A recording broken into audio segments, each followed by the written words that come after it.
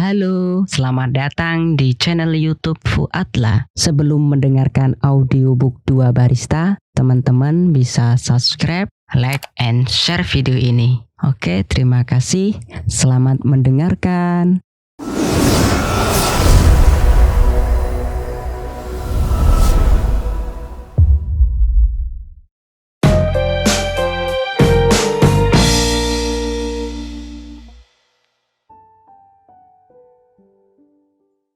Mozaik 5. Sayang, nyuwun ngapunten nggih. Aku hanya ingin memberikan kesempatan rumah kecil itu mendapat berkah tamu. Karena sudah lama tak berpenghuni. Berbeda dengan rumah kita yang sudah sering kedatangan Al-Mukarram. Sebenarnya semalam aku pengen ngajak hormat beliau, tapi kelupaan karena kami langsung fokus musyawarah tentang desa-desa yang disusupi aliran radikal hingga waktunya beliau kundur. Aku bahkan tak mengira kamu akan menyiapkan jamuan itu juga. Maafkan aku sayang, maaf. Itu pesan WA Mas Ahfaz. Kalau tidak ada media HP, mungkin sampai saat ini aku belum mendengar alasan apapun dari suamiku atas peristiwa malam kemarin. Aku membisu, memintanya untuk diam tiap kali ia mulai bersuara. Menepis tangannya saat mulai menyentuh pundakku. Aku tidur dengan posisi membelakanginya hingga pulas. Entah seperti apa wajahnya semalam. Aku hanya merasakan elusan tangannya di pundakku tanpa perlu menoleh. Ia tidak jadi menginap di rumah Mei. Aku tahu aku jahat, tapi tak bisa aku kendalikan rasa sebal ini. Tengah malam, kami sama-sama bangun untuk melanjutkan aktivitas masing-masing. Belum ada komunikasi yang berarti. Hanya WA lah media yang berhasil menyampaikan pesan itu sampai saat ini. Menyusul ia kirimkan foto selfie kami saat di Madinah, berlatar belakang Masjid Nabawi, dan ia memelukku dari belakang, menempelkan pipinya ke pipiku. Saat itu, kami berdua secerah langit di belakangnya. Ia selipkan tulisan, "Di mana senyum bidadariku yang cantik ini?" Duh, ya Rob. Kali ini ia berhasil menciptakan seringai di bibirku. Aku belum tergerak untuk mulai menyapanya yang tengah tahajud di ruang tengah. Layar yang menampilkan pesan itu, aku tinggal pergi ke pondok untuk membangunkan mengurus tahajud. Berlanjut jamaah subuh dan ngimami wiridan pagi. Sepulang dari musola Pondok Putri, aku bertemu Yusari di teras dapur. Perempuan gendut dengan jilbab tsunami itu tergopoh-gopoh muncul dari bilik pintu dapur dengan 2 tas penuh sayur.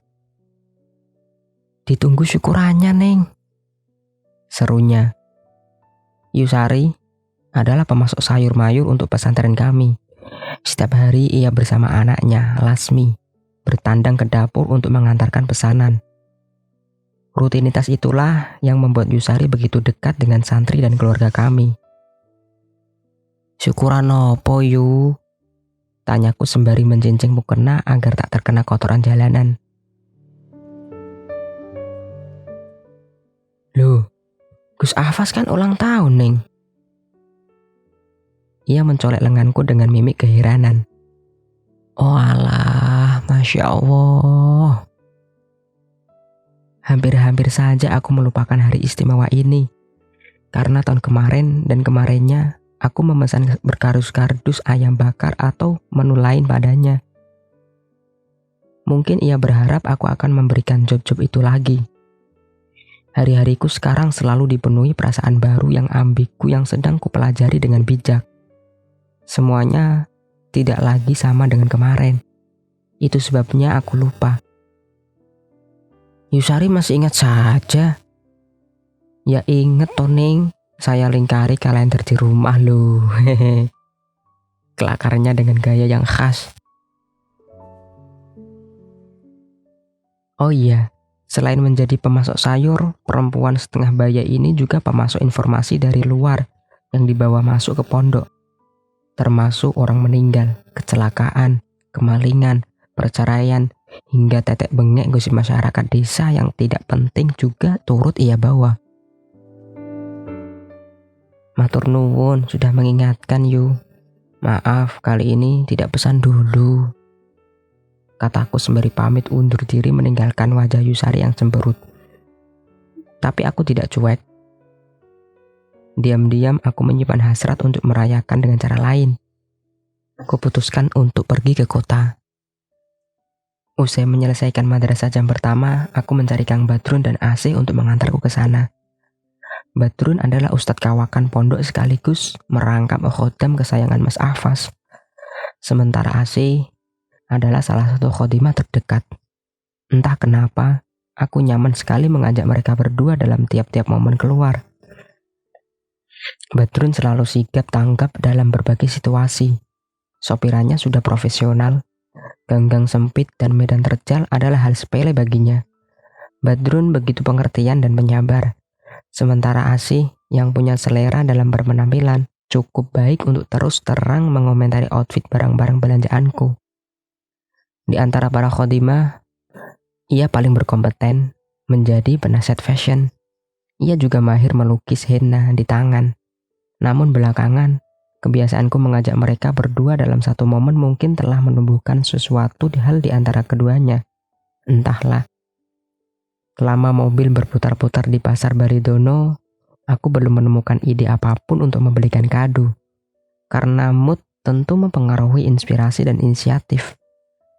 Sebersit ingatan menyeruak. Apa yang paling terkenal dari kota ini adalah kuliner baksonya, yang sulit dikalahkan oleh bakso-bakso kota lain. Ada warung bakso mantep, bakso peyang, bakso minopo, bakso Kutuarjo, dan lainnya. Akhirnya aku membeli beberapa porsi bakso siput yang terkenal di ujung kota. Meski setelah pulang, aku masih saja canggung untuk mulai tersenyum padanya. Dari mana saja sayang? Mas Ahfaz menghampiri kala mobil baru saja parkir. Mau tak mau, aku sungkem dan mencium punggung tangannya sekilas. Dari kota? Kok nggak diajak?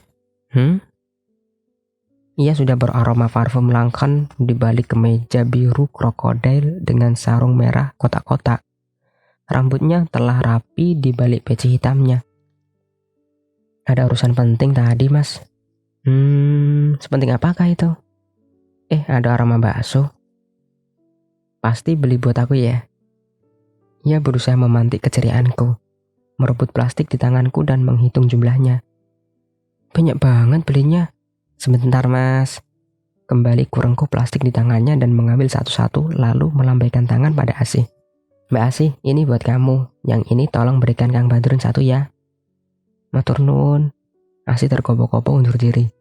Sementara Mas Ahfaz menarik lenganku dan mengajakku untuk duduk di kursi teras. Aku lagi nyari sesuatu nih. Ada maling di rumah. Hah? Spontan aku mendelik. Kok bisa? Berani banget maling lewat komplek pondok. Banyak santri seliweran juga. Terus ada yang hilang. Mas Ahfaz mengangguk. Uang? Berapa Mas? Ratusan? Jutaan? Ia justru menggeleng. Jangan-jangan emas dan perhiasan. Lagi-lagi ia menggeleng. Terus apa dong? Sepeda motor? Laptop? Ia masih saja menggeleng. Kali ini sambil tertawa kecil. Lalu membungkuk dan membisikkan sesuatu di telingaku. Yang hilang itu hatiku. Tadi dibawa kamu pergi ke kota kan? Tak pelak. Spontan aku tersenyum kesal. Nah, ini udah kembali. Ia menyentuh dadaku dan menyentuh dadanya. Seperti sungguh-sungguh ada barang yang berpindah. Dasar alay.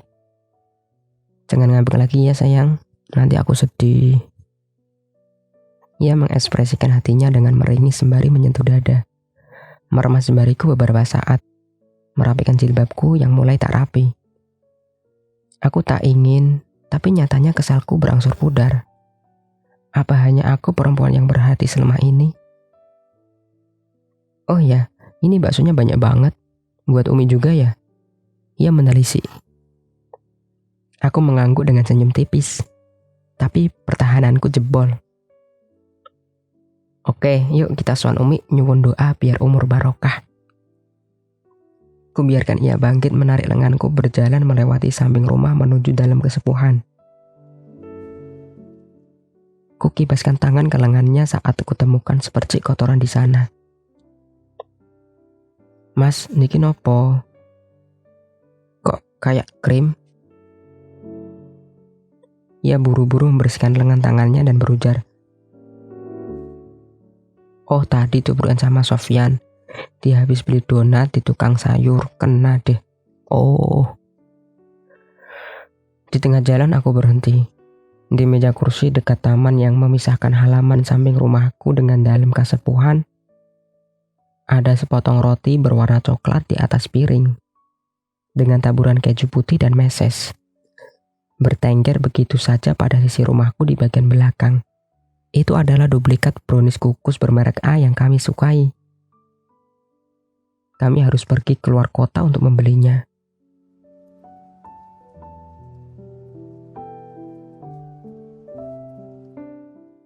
Siapa yang menaruhnya di situ?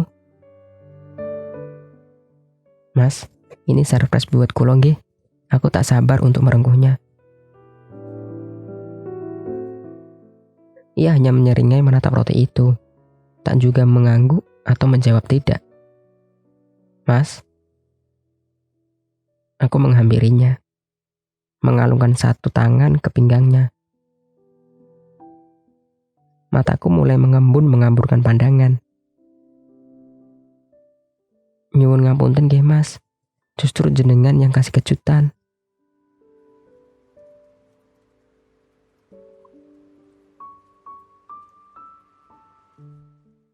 Asih.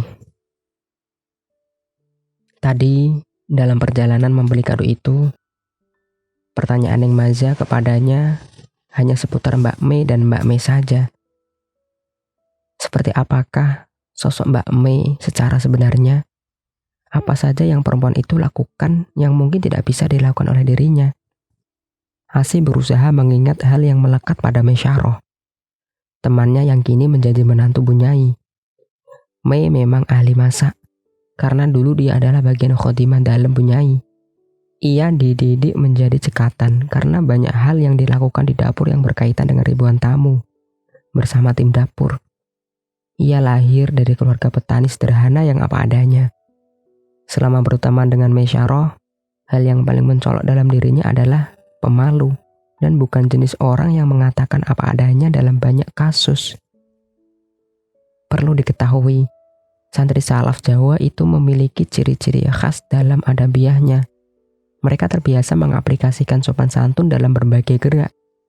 Bahkan hanya untuk menyerahkan sesuatu yang kecil pun butuh 2 tangan. Untuk mundur dari majelis mengaji, mereka mundur hingga ujung ruangan agar tidak membelakangi guru. Setiap kali menemukan guru atau tamu memasuki ruangan, refleks para khodimah itu akan membalikkan letak sandal pada posisi siap untuk dipakai. Bahasanya pun tertata. Pada saat mereka ikut makan jamuan di mana mereka menjadi bodyguard, mereka akan makan sedikit saja. Karena terlalu menikmati hidangan hingga mencicipi macam lauk pauk akan menampak kurang beretika bagi mereka. Lalu gerak-gerik mereka pun tidak luput dari selalu sedikit membungkukkan badan kala bertemu Al-Mukarram dan Al-Mukarramah. Bagi Asih, Mesyarah adalah salah satu santri yang pintar mencontohkan adab semacam itu kepada santri junior. Meski Ibu Nyai Musona tidak serta-merta melihat ahlak santri dari kulitnya saja. Karena tidak semua santri yang berhasil tampak sopan itu semuanya selalu baik di belakang. Tidak semua santri yang nampak penuh hormat itu juga akan benar-benar hormat di balik layar. Itu semua hanyalah contoh etika luar saja, yang seyukyanya dilakukan atas dasar penghormatan dari hati. Pendek kata, isi lebih diutamakan daripada kulit. Pun demikian, hati yang baik hendaknya diutarakan dengan cara yang baik pula. Untuk masalah karakter Mei di luar itu, Asih tidak bisa menjabarkannya secara detail. Karena ia tidak terlalu akrab dengan Mei. Ia juga tidak tidur dalam satu kamar dan tidak satu kelas. Ia hanya paham satu hal. Mei itu sebenarnya adalah gadis yang memiliki keterampilan tangan. Selain memasak, ia bisa menjahit dan membubuhkan make up di wajah kawannya. Hanya saja kesederhanaan hidup itu menutupi hobi itu jadi tidak nampak di permukaan. Tadi, Asih pun menjelaskannya pada Neng Maza saat perjalanan ke kota. Mbak Mei itu sebenarnya kayak jenengan, Neng. Suka bikin baju, bikin model-model baju, gambar kayak gitu. Tapi dia kan nggak punya modal, belum bisa mewujudkan impiannya. Oh iya, Mbak Mei juga bisa dandanin orang. Kalau pas itu bahan ada acara, nanti dia ikut dandanin mbak-mbak kayak manten begitu, Ning. Oh, jadi Mei bisa muat juga. Jawabnya dengan nada yang dipaksakan santai. Nggih, sekedip-kedip, Ning. Meski Asih sedikit menunduk, masih bisa menangkap wajah Ning Maza yang meredup. Tapi kemudian Asih ikut lega ketika Ningnya itu sudah mulai nampak sumringah setelah bertemu Gus Ahfas. Di samping dapur, Asih menemukan Kang Badrun datang dengan muka penuh tanda tanya. Lelaki yang berwajah teduh dan karismatik itu berbisik padanya, membuat Asih mulai berdebar-debar. Mbak Asih, lihat roti di samping belakang dalam Gus Ahfas gak? Roti? Roti nopo, Kang? Saya ndak lihat. Duh, kemana ya? Masa ngilang? Ia celingkukan ke sana kemari menggaruk kepalanya yang tak gatal. Memangnya Kang Badrun habis beli roti di mana? Asih menyelidik. Bukan, itu roti dari Gus Ahfas. Oh, kasihan, dapat makanan enak malah hilang. Asih mencandainya. Karena biasanya santri akan bersyukur ketika mendapat rezeki lezat. Sebenarnya Kang Badrun sudah hendak pergi, tapi kelakar Asih membuat ia menjelaskan. Bukan begitu, Mbak Asih. Soalnya roti itu jangan sampai ketahuan Neng Maza. Harus aku bawa ke pondok Dawuh Gus Ahfas. Maksudnya, di sela-sela obrolan, muncullah Aisyah Khadimah Maisyarah membawa roti serupa melenggang melewati dapur. Aisyah memberikan beberapa lembar uang pada Yusari saat muncul di abang pintu. Yusari, ini uang buat bahan-bahan rotinya ya. Ngendikane Bu Mei, matur nuwun sudah diingatkan ulang tahun Buse. Yo podo-podo. Oh, sudah jadi toh rotinya. Enak enggak Mbak Aish? Celetuk Yusari. Enak banget Yu. Gus Ahfas dan Bu Mei sendiri yang membuatnya di dapur. Berdua. Saya cuma duduk sambil ngeliatin aja. Aisyah berlaru dengan cekikan tanpa dosa. Asih dan Badrun sama-sama menatap adegan itu tanpa berkedip. Menyembul satu jawaban di otak Asih. Jadi Kang Badrun mengangguk. Ya, rotinya buatan Bu Mei. Tadi beliau mengirimkan ke dalam ini. Tapi Gus Ahfas menahannya demi menjaga perasaan. Makanya harus kulenyapkan.